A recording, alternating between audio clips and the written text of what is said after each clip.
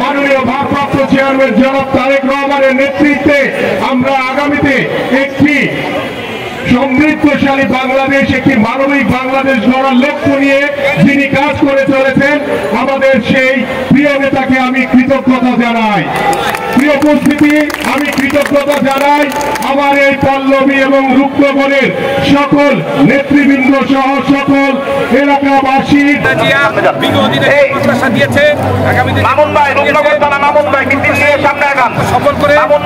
সাবেক যুবদলের সদস্য দেবনগর থানা মিছিল নিয়ে সামনে আগান। আবু সাইদ মাতবর জাতীয়বাদী স্বেচ্ছাসেবক দল রূপনগর থানার রওশন